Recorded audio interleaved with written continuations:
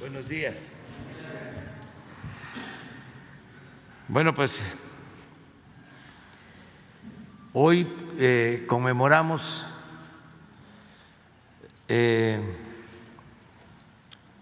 110 años del inicio de la Revolución Mexicana,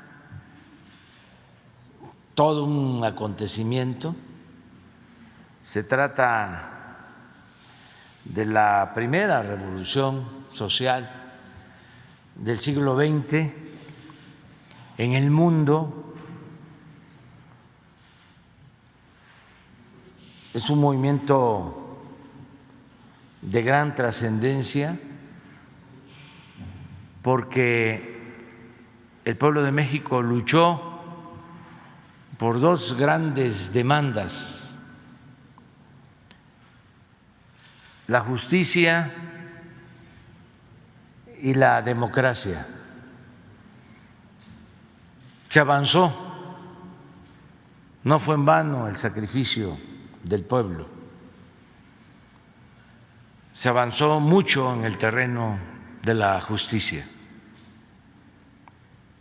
Gracias a la revolución se mejoraron las condiciones laborales, se estableció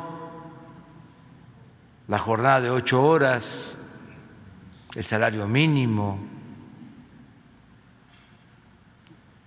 el descanso obligatorio y otras prestaciones sociales que quedaron plasmadas en el artículo 123.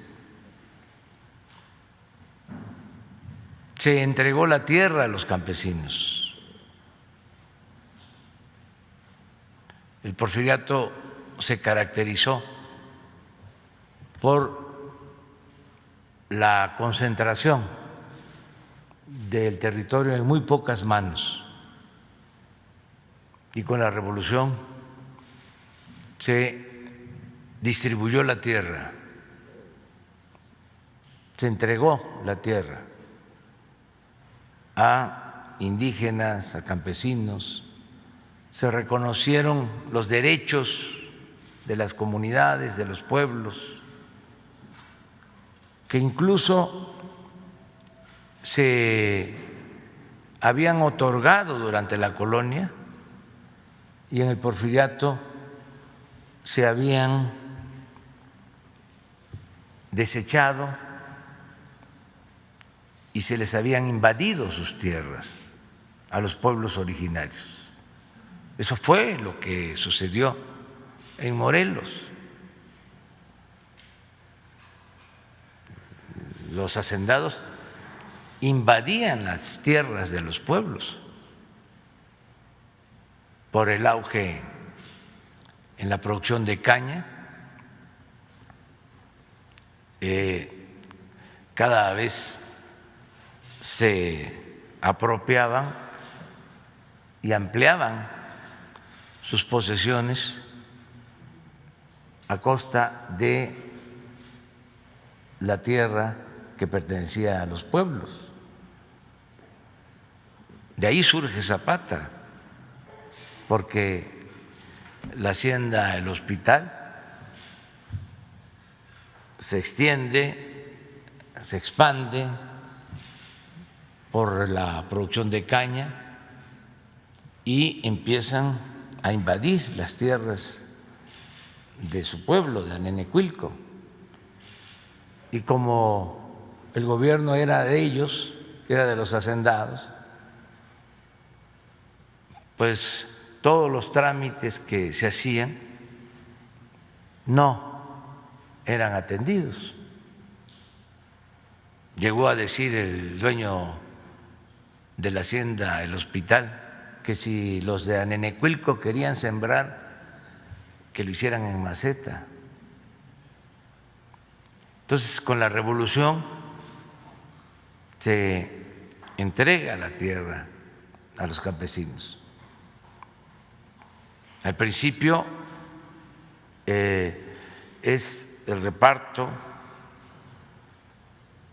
en Morelos por Zapata. Ahí participan jóvenes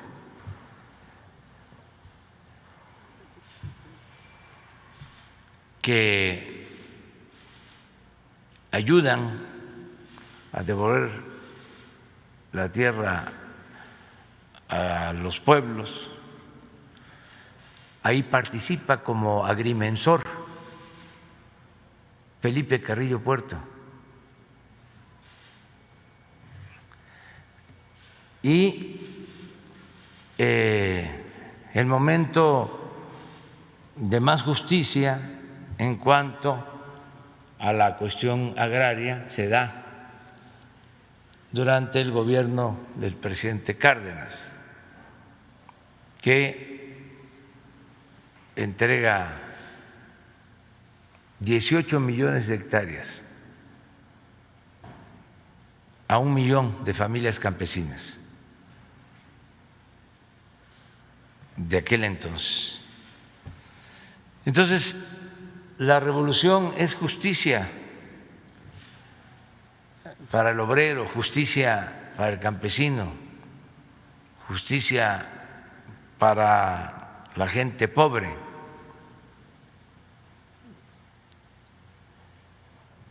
No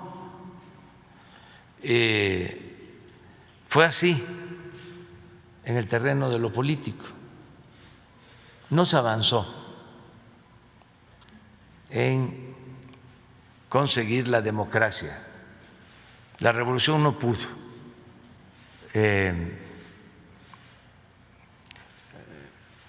hacer un lado, arrancar la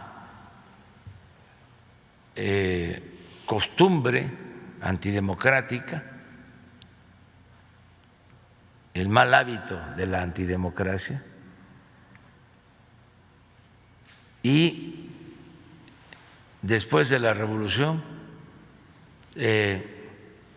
siguieron las prácticas de imposición, ya no con reelección, porque eso se terminó, de la consigna maderista de sufragio efectivo, no reelección, se cumplió la no reelección. No fue fácil, porque se intentó la reelección después de 1910, pero al final, a partir también del presidente Cárdenas, se establece la no reelección. Pero surge un partido de Estado que impide que haya voto libre, sufragio efectivo, que efectivamente el pueblo elija a sus autoridades.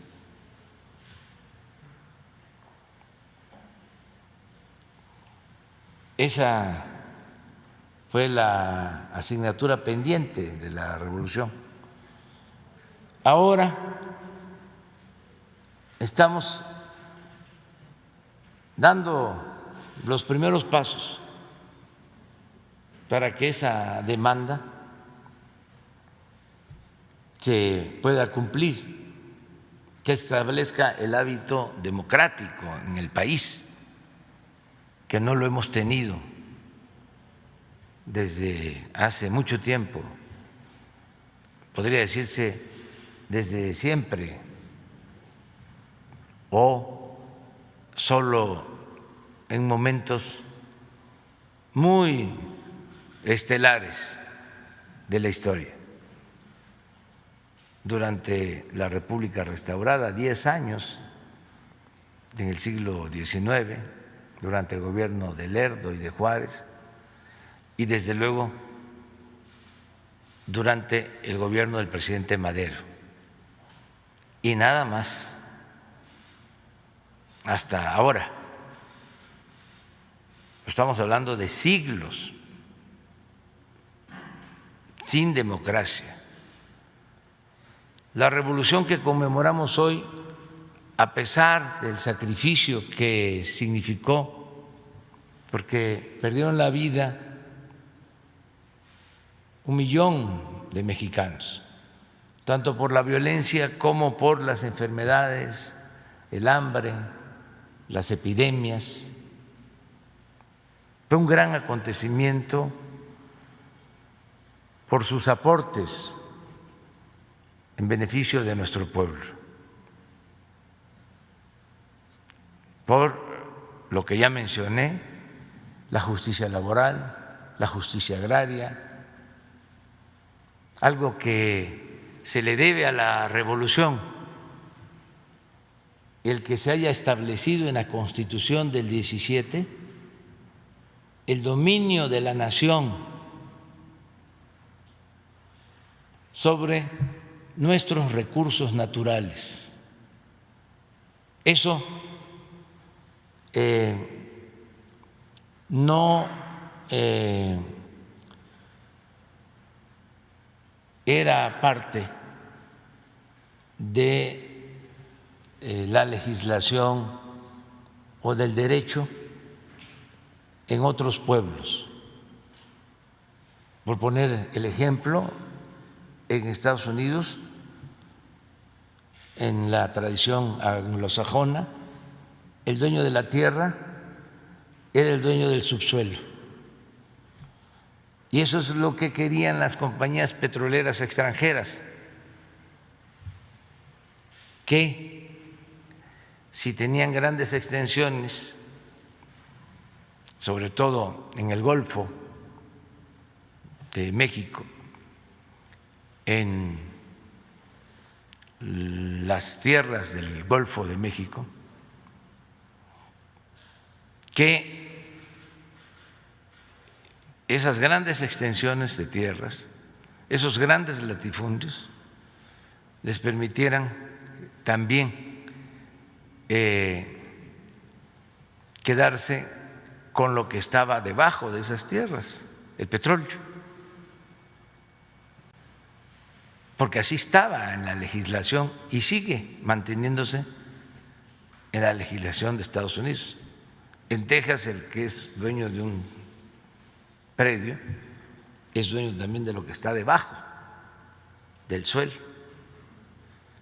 En México, en el artículo 27 que se aprueba, se establece que la nación es la dueña de los recursos naturales y del subsuelo, en particular del petróleo. Esto fue un gran avance. El petróleo es de la nación, ni siquiera es del gobierno, ni del Estado, es de la nación. Todo eso se lo debemos a la Revolución Mexicana. Por eso no podemos olvidar este gran acontecimiento histórico. Es la tercera transformación en la historia del país. La primera fue la independencia, la segunda la reforma y la tercera la revolución, que un día como hoy inicia, en algunos casos desde antes, desde luego, pero el llamamiento que hace el presidente Madero es para que el pueblo de México tome las armas para derrocar la dictadura porfirista el 20 de noviembre a las 6 de la tarde de 1910. Así inicia la revolución. Y es importante también destacar que se hace este llamado y no tarda mucho en lograrse el propósito de destituir a Porfirio Díaz, que llevaba 34 años en el poder, porque en junio del 11 entra triunfal a la Ciudad de México Francisco I. Madero. Hay una sola batalla importante, la batalla de Ciudad Juárez. Ahí triunfan los revolucionarios y ahí se pacta con los tratados de Juárez la entrega del poder. Ahí se decide que renuncia Porfirio Díaz, que entra un presidente interino y que triunfa la revolución maderista. Desde luego era el inicio. Ojalá y hubiese consistido solo en eso, porque esa primera etapa, pues, estamos hablando de 6 meses desde noviembre, muy pocas pérdidas de vidas, no se altera la situación económica, financiera de México. Sin embargo, desde el gobierno interino empiezan a haber problemas porque hay una resistencia, una reacción, y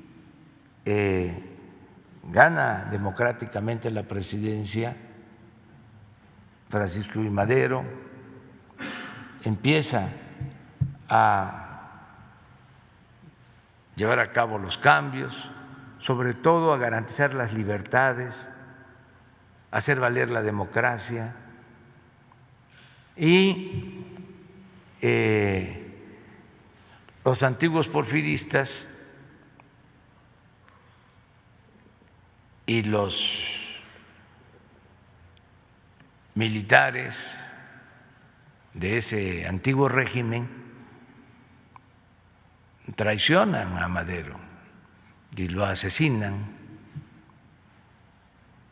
Y a partir de ahí viene la etapa más cruenta de la revolución,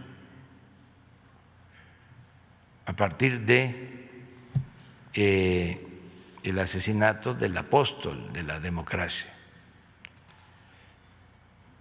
Pero aún con todo ese sacrificio de mucha gente, es mucho más lo que aportó la revolución en el terreno de las libertades, de la justicia, de la soberanía. Por eso no debemos de olvidar. Hay insensatos que dicen que estaba muy bien el régimen porfirista, los conservadores, desde luego, pero ¿cómo iba a estar bien el régimen porfirista que llevó a una revolución? Si hubiese estado bien, si hubiese significado un buen gobierno, la gente no hubiese tomado las armas para deshacerse de ese régimen en el que había esclavitud, en el que todo se concentraba en unas cuantas manos, donde no había libertades, no había democracia. Además, muchísima pobreza en el pueblo. Vivían muy bien los de las élites, pero el pueblo vivía en la más completa pobreza, en el abandono, en materia de prestaciones laborales. Era trabajar 16, 18 horas. No había día de descanso obligatorio. No había salario justo. No se garantizaba el derecho de huelga. Ningún derecho. Y grandes injusticias en cuanto a el trato a indígenas, a campesinos. Baste recordar lo que hicieron con los mayas, con los mayos, con los yaquis, cómo los asesinaban, los deportaban a trabajar como esclavos en las haciendas del sureste para arrebatarles sus tierras. Y en el terreno de la democracia, pues imagínense, llegó por una sonada militar Porfirio Díaz a la presidencia, derrotó militarmente al gobierno de Sebastián Lerdo de Tejada, lo expulsaron a Lerdo y a su gabinete del país en 1876, y a partir de ahí solo un hombre, México, país de un solo hombre, Porfirio Díaz, desde 1876 1976 hasta 1911, hasta que se tiene que embarcar en el Ipiranga y irse a París, a Francia. Entonces, ¿cuál buen gobierno? Hacía falta la revolución. Sí, es lamentable el que hayan perdido la vida muchos mexicanos. Son enseñanzas de la historia.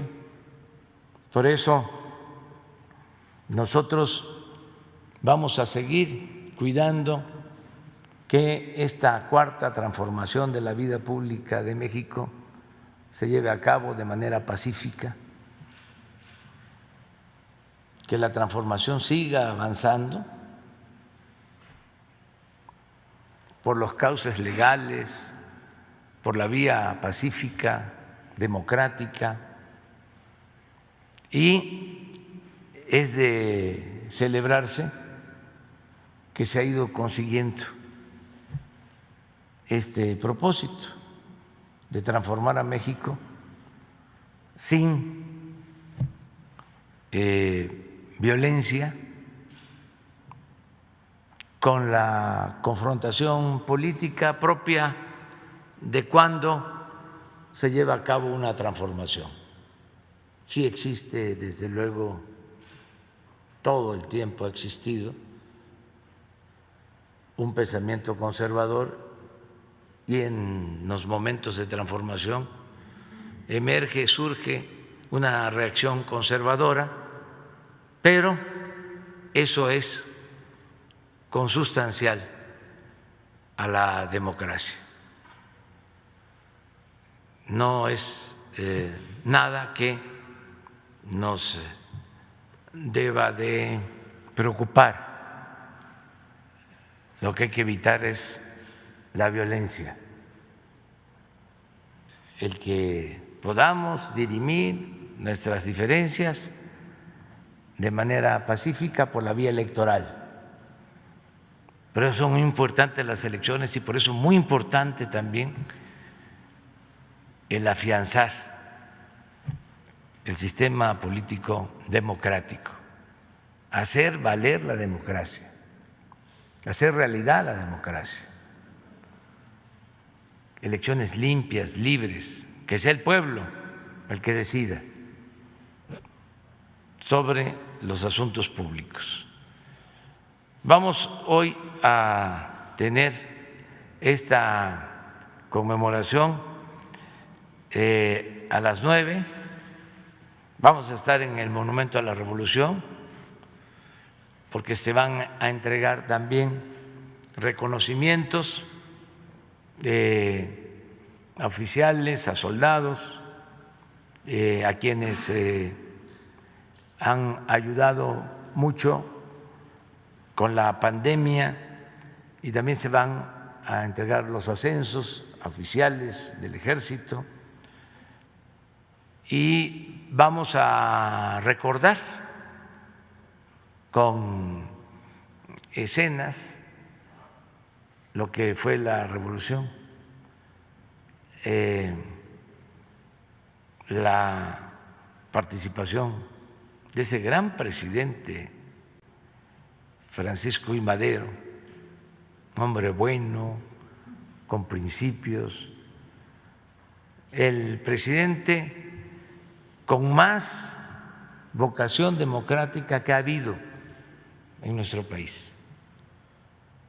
Hemos tenido muy buenos presidentes, patriotas, con mucho amor al pueblo, pero el más democrático de todos, sin duda, ha sido Francisco I. Madero. Entonces, hoy vamos a esta conmemoración a las 9 en el Monumento a la Revolución. Se va a transmitir todo esto porque no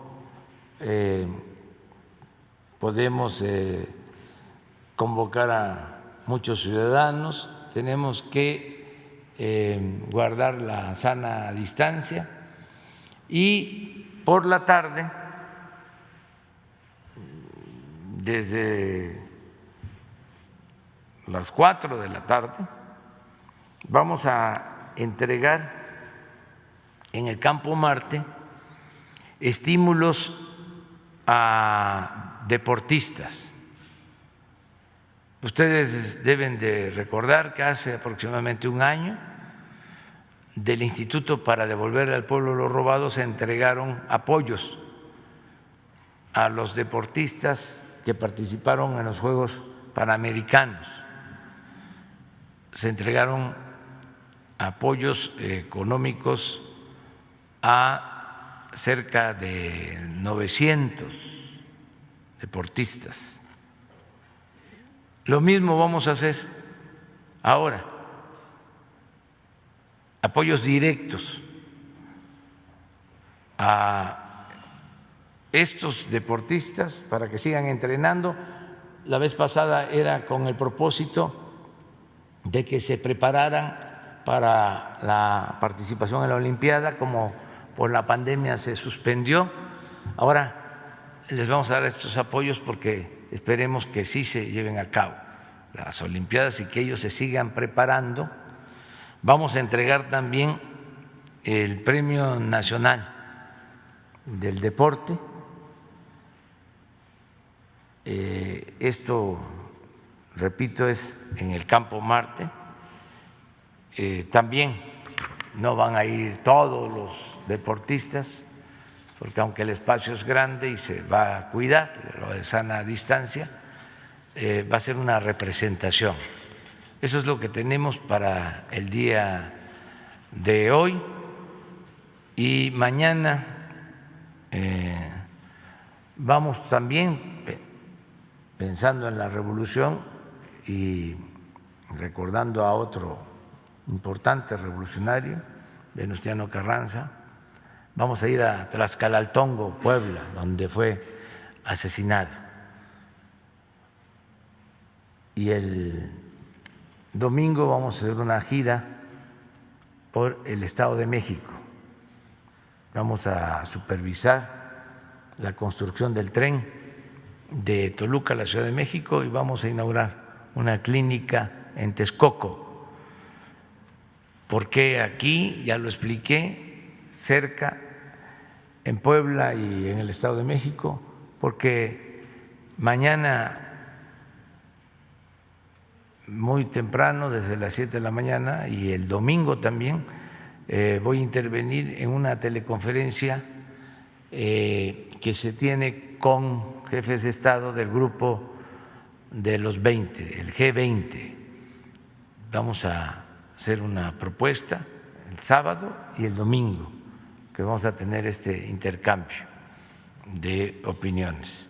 Pues eso es básicamente lo que queríamos comentarles para el día de hoy. Abrimos.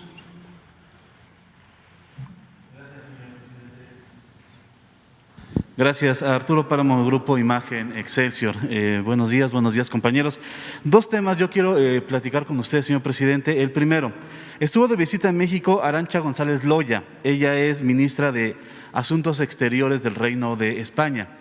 En una entrevista ella comentó que lo que usted ha pedido a lo largo de varias intervenciones, varias ocasiones, que España se disculpe por la conquista de entonces los pueblos que vivían en este país. Usted ha pedido que haya una disculpa pública por el sufrimiento que se infringió hacia esos pueblos. Ella dijo que esto es un caso cerrado para el gobierno y el Reino de España y que hay que ver hacia adelante y generar un relanzamiento de la relación bilateral entre México y España. Quisiera preguntarle a usted, ¿esto es suficiente para el gobierno de México, esta respuesta? ¿Ustedes oficialmente sí seguiría solicitando esa disculpa por parte del gobierno de España? Y si este relanzamiento es viable en este escenario, señor presidente. Bueno, yo no quiero polemizar, nada más decir que no se nos quita nada con ofrecer una disculpa por la manera injusta en que fueron tratados los pueblos originarios de México durante la invasión extranjera. El poder es humildad, no es arrogancia.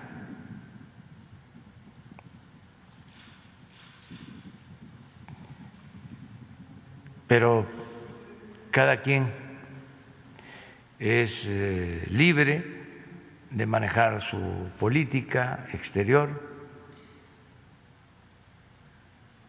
Nosotros somos respetuosos del principio de no intervención y de autodeterminación de los pueblos.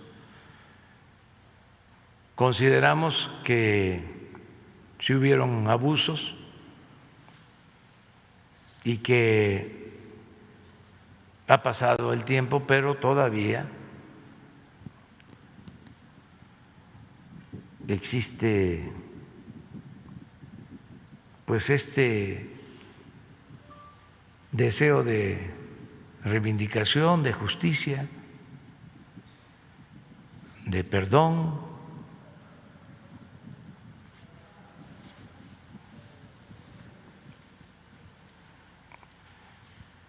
Hay países que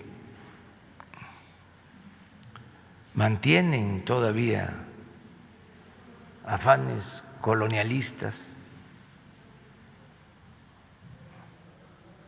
Acabo de leer un artículo ayer todavía, precisamente del periódico El País de España, un periódico que en los últimos tiempos, durante el periodo neoliberal, se dedicó a proteger a las empresas españolas que recibieron un trato especial en México, en los gobiernos anteriores, y ahora están molestos con nosotros, porque ya México no es tierra de conquista. Y es increíble hasta el título del artículo. Como desgraciadamente se llegó a 100,000 fallecidos por la pandemia en México. México, un país roto. Utilizando eso, titulan el artículo México, un país roto.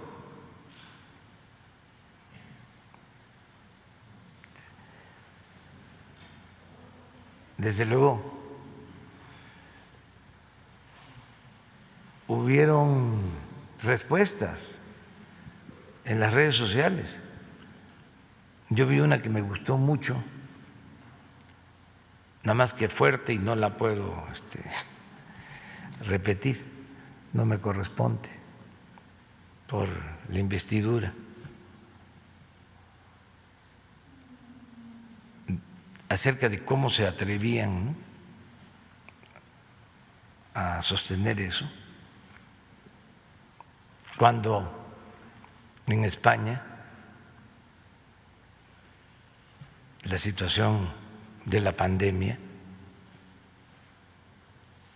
afectó más, cosa que nosotros lamentamos mucho, pero es ese afán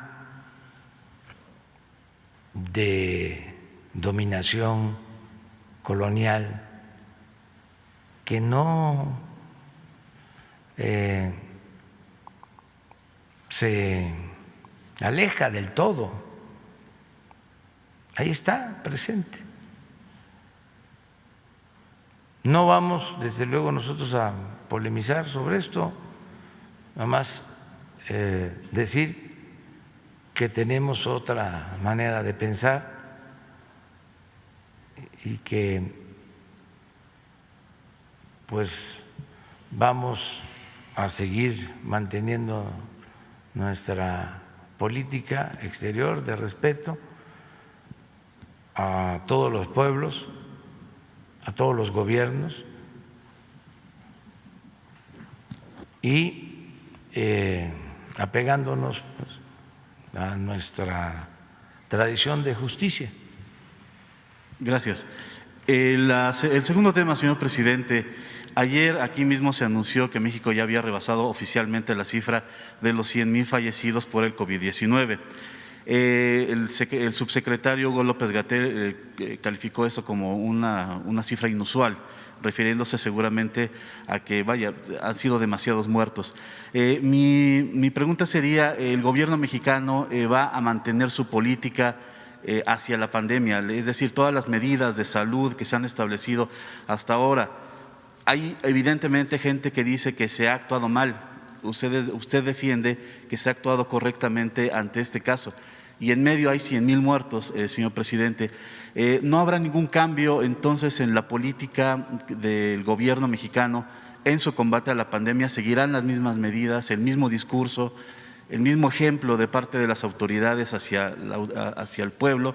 ¿No habrá ningún cambio en ese sentido?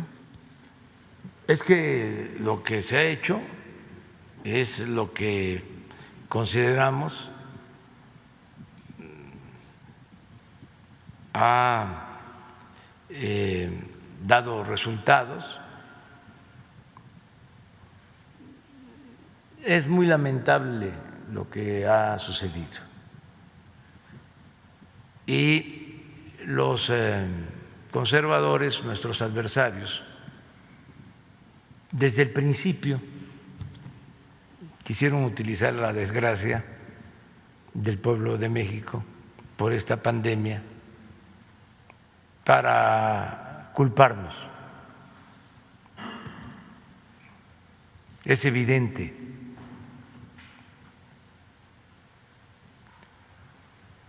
No se toma en cuenta que nos heredaron un sistema de salud totalmente destruido y que en muy poco tiempo creamos una infraestructura de salud para atender a los enfermos y que se tomaron medidas acertadas cuando se llamó a la gente a que se cuidara en sus domicilios y que no nos pasó como en otros países en donde no habían camas, no habían ventiladores, estaba la gente en la calle esperando ser atendida, porque se supo en su momento controlar la pandemia, en el momento más difícil, se supo disminuir el número de contagios para que nos diera tiempo y tener toda la infraestructura, las camas, los equipos, los médicos que no habían, porque heredamos un déficit de médicos en el país como fruto podrido de la política neoliberal. Y que no me gustan las comparaciones, menos en esta situación de desgracia, pero a nuestros adversarios se les olvida ver lo que está sucediendo en otros países y comparar.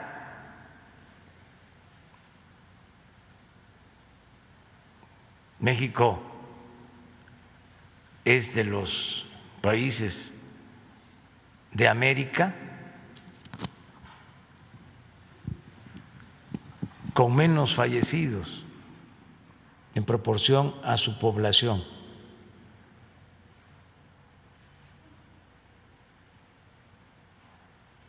nada más y ofrezco disculpas a los españoles porque respeto mucho a ese pueblo, pero con relación a España estamos hablando de que en México, en proporción a la población, han fallecido menos personas que en ese país.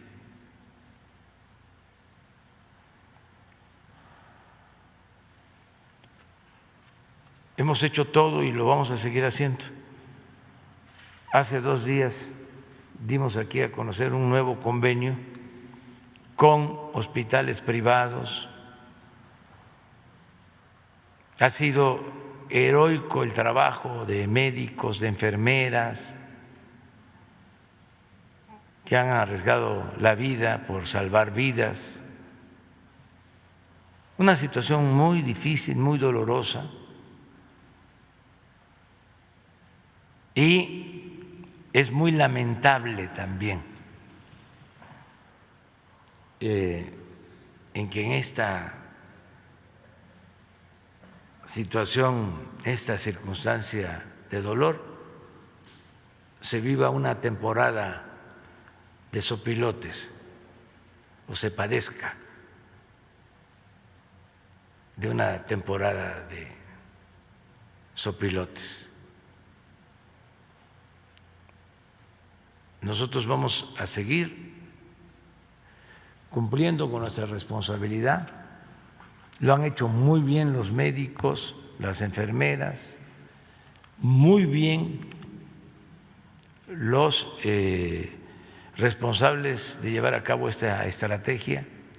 Son de los mejores del mundo. Nunca se había tenido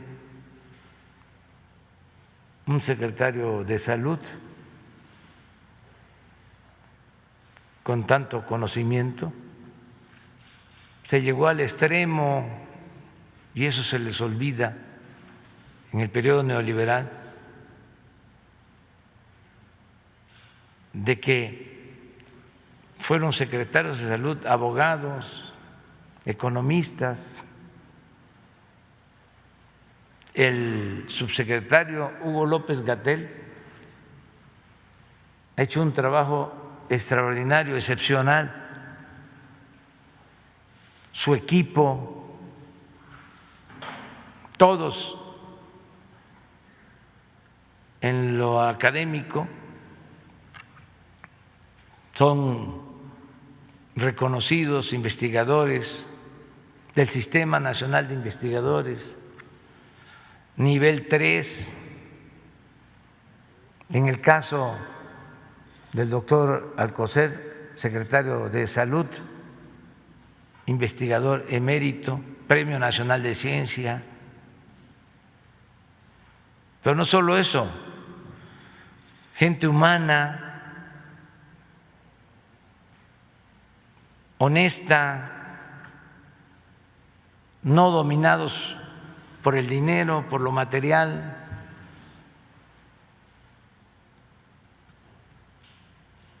Sino con una dimensión social. Han trabajado día y noche desde que está la pandemia. En ningún lugar del mundo se ha informado tanto como en México. Todos los días. Entonces, ¿por qué cambiar? Nada más porque a los que medraban, robaban, no les gusta lo que estamos haciendo o no quieren vernos en el gobierno. Es como lo de las inundaciones, todos estos pasquines, el Universal, el Reforma, hablando de que no se atienda a los damnificados.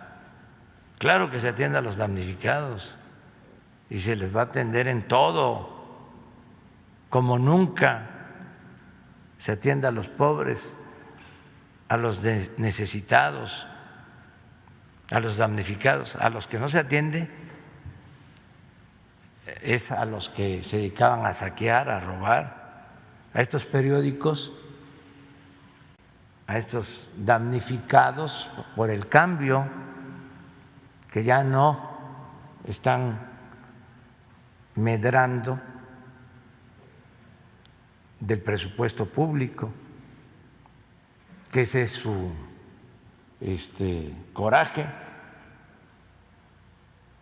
y por eso se dedican a estarnos atacando, a calumniar todos los días. Lo que le hicieron al presidente Madero, nada más que ahora, a diferencia de entonces, pues hay más libertades, se cuenta con las redes sociales. Imagínense en aquel entonces lo difícil que fue responderles. Se unieron todos en contra del presidente Madero para defender la política porfirista, aún sin Porfirio. ¿Cómo sucedió aquí?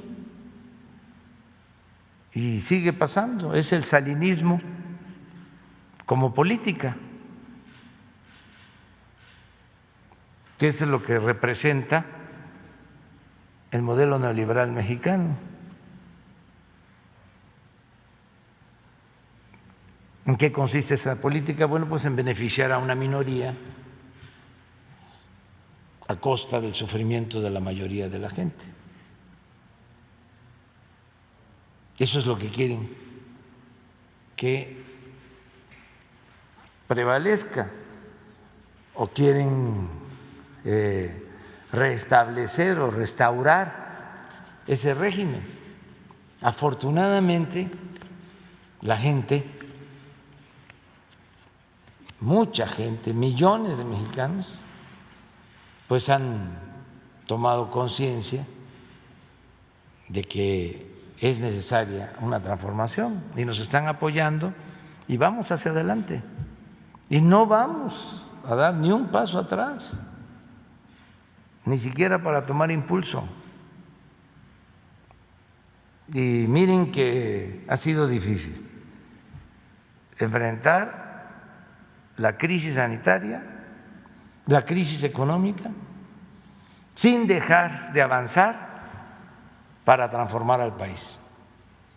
Porque lo más importante de todo, y por eso la desesperación de nuestros adversarios, es la transformación. Eso es lo más importante. Porque si no hay transformación, se va a mantener la peste de la corrupción, que es lo más nefasto, lo más dañino, el mal que más ha dañado a México. Entonces, nosotros no dejamos de caminar hacia la transformación, aún con esta adversidad de crisis económica, de crisis sanitaria. Es decir, sigamos avanzando, acabemos con la corrupción, acabemos con la impunidad, que haya justicia, que el presupuesto le llegue al pueblo, que ya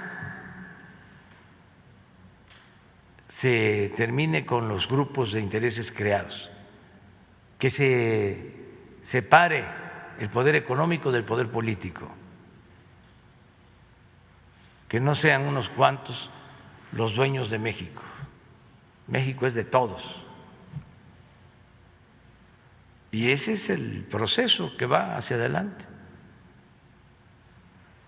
Y tenemos que continuar y con dos consideraciones. Una, que procurar siempre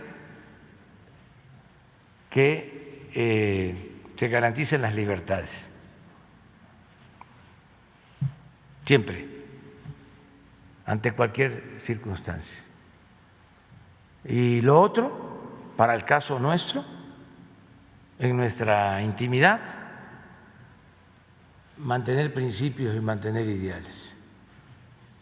Porque si uno está bien con su conciencia, puede uno enfrentar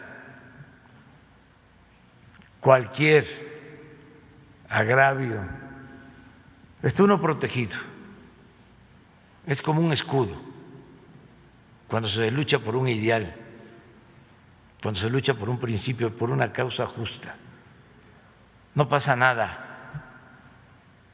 Hay simpatizantes nuestros que se enojan mucho, se preocupan, se molestan, ven este artículo que les menciono de El País y se enojan. Yo les comentaría que desde luego que tienen derecho pues a enojarse, ¿sí? Que eso demuestra que tienen pasión, que tienen convicciones, pero que también se piense que se está llevando a cabo una transformación. No es cualquier cosa, no fue más de lo mismo. Yo, con todo respeto, no soy Salinas, no soy Zedillo, no soy Fox, no soy Calderón, no soy Peña Nieto.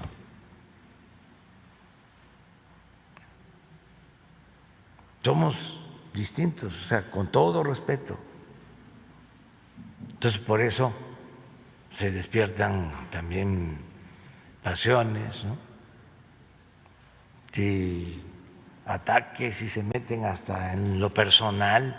No pasa nada, nada. Hay que tenerle, o sea, así como el tribunal debe ser nuestra conciencia, así también hay que tenerle confianza al pueblo, creer en el pueblo, no pensar de que el pueblo es manipulable y que entre más campañas hay en contra nuestra, el pueblo va a cambiar o lo van a convencer de que era mejor el tiempo de la robadera, del bandidaje oficial.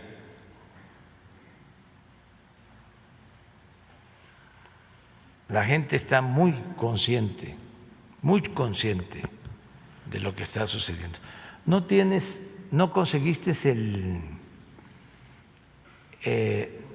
el artículo y la respuesta esa.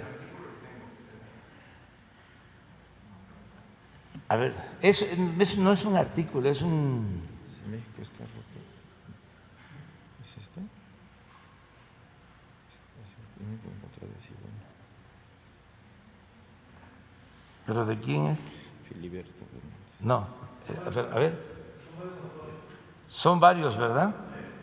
Yo lo vi de un Bonet.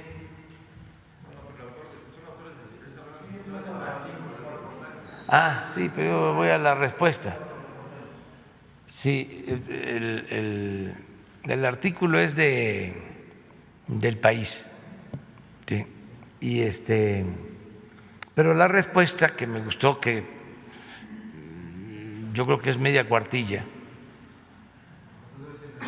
En Facebook, sí. Yo creo que es en Facebook. Lo vi hoy en la mañana.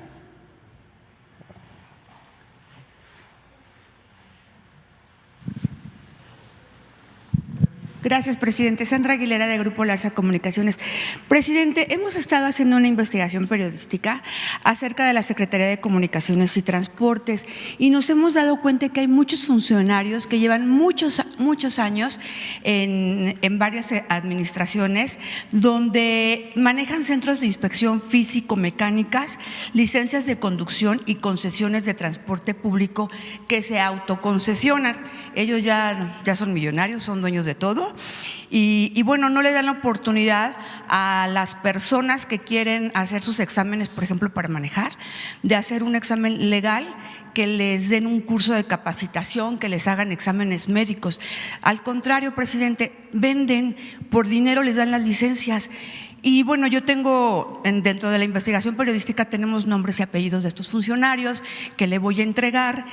Sin embargo, presidente, esto que acaba de pasar el lunes acerca de la pipa que explotó en la carretera Tepic-Nayarit, donde hubo 14 calcinados, mi pregunta es, ¿usted no cree que también tienen responsabilidad estos funcionarios que no se dan cuenta si son capacitados, estos choferes? Hay muchos menores de edad, muchas personas que no pueden manejar o que no deberían estar manejando. Y por otra parte, presidente, le quería preguntar, ¿cuándo se hará la limpieza de los funcionarios en la Secretaría de Comunicaciones y Transportes, como usted ya lo había mencionado, como se hizo en Conagua y en Cofepris? Gracias, presidente. Bueno, se está limpiando el gobierno, pues es parte de lo mismo. Hablaba yo de que Porfirio Díaz dominó 34 años la política neoliberal,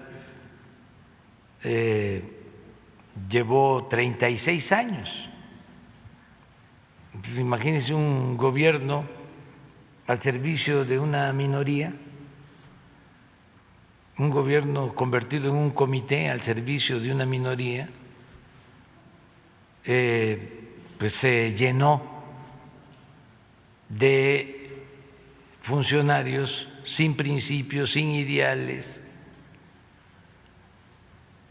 deshonestos. Entonces se ha ido limpiando.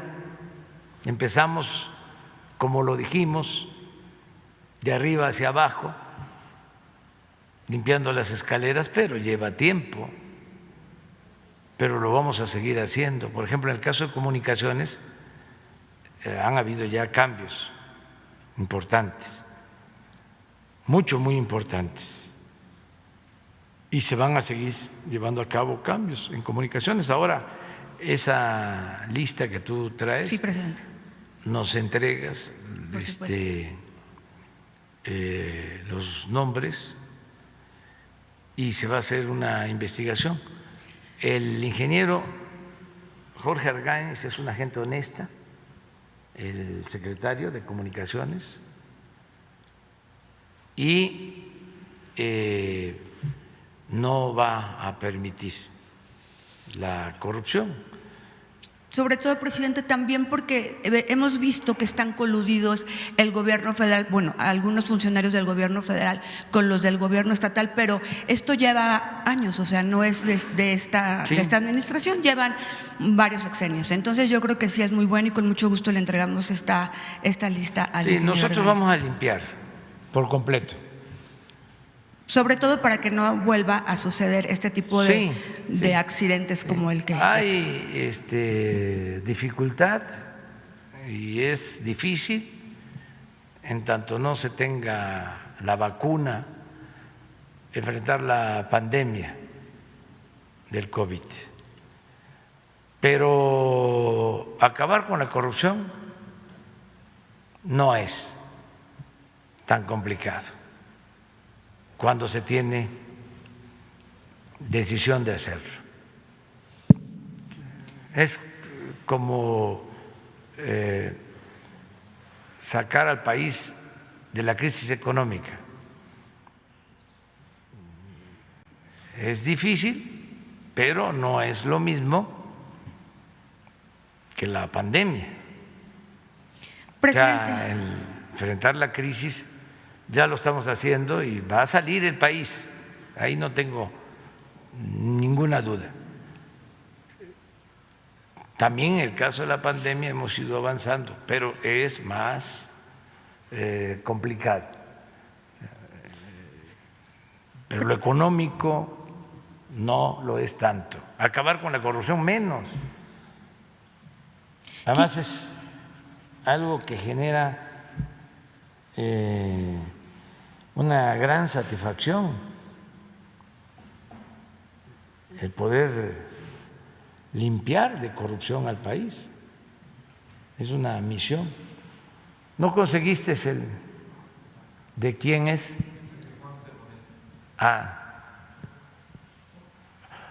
Está fuerte. ¿Lo ponemos? Sí. A ver, pero pon para que no vayan a... Pon el del Universal, digo, del País. No hay mucha diferencia.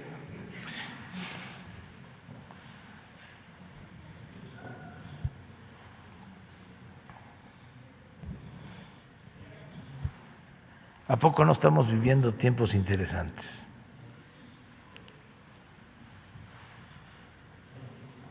Mire, 100,000 muertos en México, radiografía de un país roto. Nada más los subtítulos, porque también me imagino que es sí, una monserga.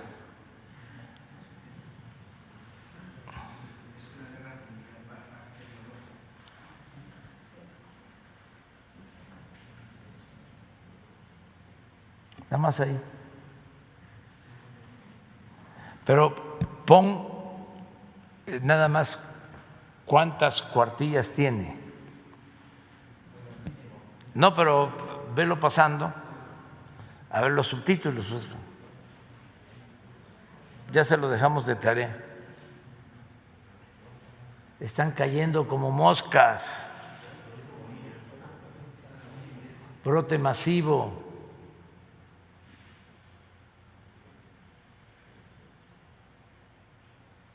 A ver, regrésale ese. ¿Qué dice? Hugo López-Gatell.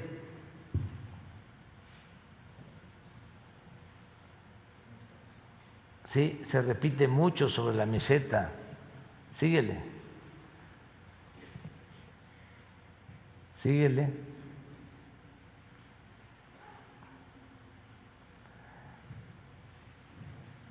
El baile de datos en México. Oh, el Washington Post dice.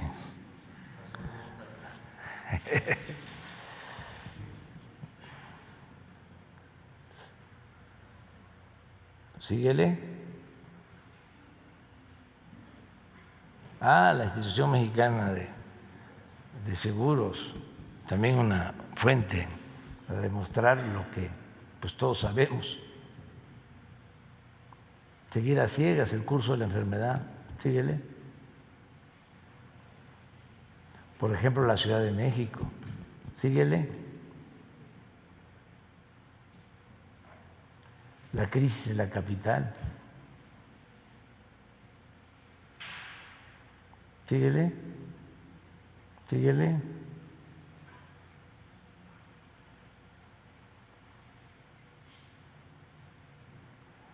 Una efectividad de transmisión aérea desconocida. Síguele. La zona con más casos de coronavirus en el país. Síguele. No perseguir ni sancionar al ciudadano. Hay que seguirlos y sancionarlos. La economía rebotó un 12%.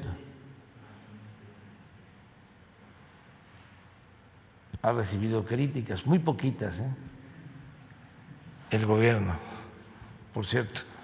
Síguele. Puros lugares comunes. Ahí es la tercera causa de muerte en México. Síguele. La vuelta a la normalidad que no regresa.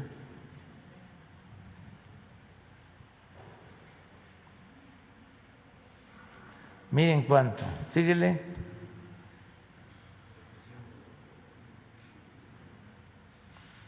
Depresión, hartazgo, la cara oculta de la pandemia.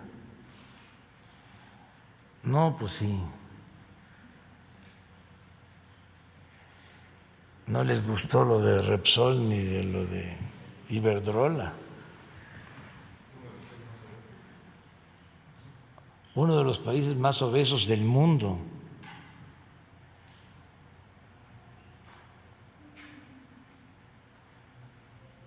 No ha sido el más eficiente. El semáforo, el Consejo de Salubridad General, me imagino que no sirve para nada. Han muerto más que en otros países. Han surgido los primeros casos de pacientes con síntomas prolongados. ¿No termina? Bueno, todo eso nos lo recetaron ayer los del País de España. Bueno, miren la respuesta que leí hoy en la mañana. Esto, nada más, de un ciudadano que no conozco. ¿Lo lees tú? 9 años más de cárcel. Bueno, sí, es Juan C. Bonet en su página de Facebook. Pero le ofrecemos disculpa, ¿no? No pues le pedimos. Sí, es un ciudadano que opinó, pero no le pedimos no se pidió autorización, pero ya está en las redes, ¿no? No, ya es público. Ya. Lo que se publica ya no es privado, digamos. Dice, bueno, Juan C. Bonet dice: El País, un periódico otrora serio, hoy tiene los blanquillos de decir que somos un país roto por las 100,000 muertes por coronavirus. Por supuesto que es una tragedia y cada muerto es una historia y una familia rota que merece todo nuestro respeto.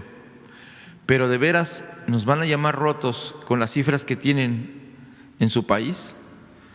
Con la gestión de pandemia que ha hecho la Comunidad de Madrid, dejando morir ancianos en sus asilos, siendo casi una ciudad en estado de sitio, ¿de verdad se atreven ustedes a llamarnos un país roto? Les recuerdo, señores del país, que aquí nunca se saturaron los servicios de salud y las autoridades trabajan día y noche para expandir capacidades y dar un servicio sanitario y digno, público y digno. Todo lo contrario que sus impresentables autoridades comunitarias de Madrid, que no saben ni hablar castellano, traten de descifrar a Ayuso, y lo único que se les ocurre es dar contratos millonarios a hiperconstructoras, contratar curas y privatizar la salud aún más, en vez de contratar médicos o dar contratos dignos a los que ya tienen.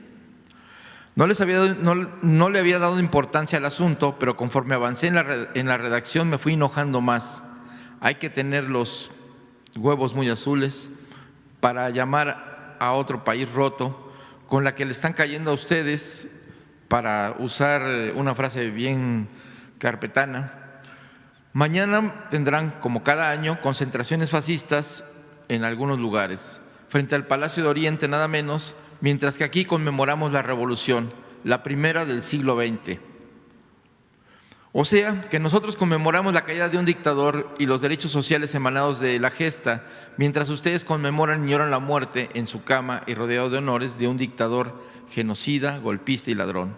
Si quieren hablar de roturas y rupturas, ¿por qué mejor no hablan de su Congreso, de sus infumables y eternas tertulias de televisión? Digo, perdón, pero hay niveles para contestar de una manera muy ibérica para su madre Guapines. Está durísimo, pero hasta ahí la vamos a dejar porque ya nos vamos al Monumento de la Revolución, si no ya no llegamos. Nos vemos el lunes. Vamos a informar mañana sobre la propuesta que vamos a hacer el día sábado y el domingo, que tienen todas las garantías para manifestarse, son libres. Bueno, nos vemos.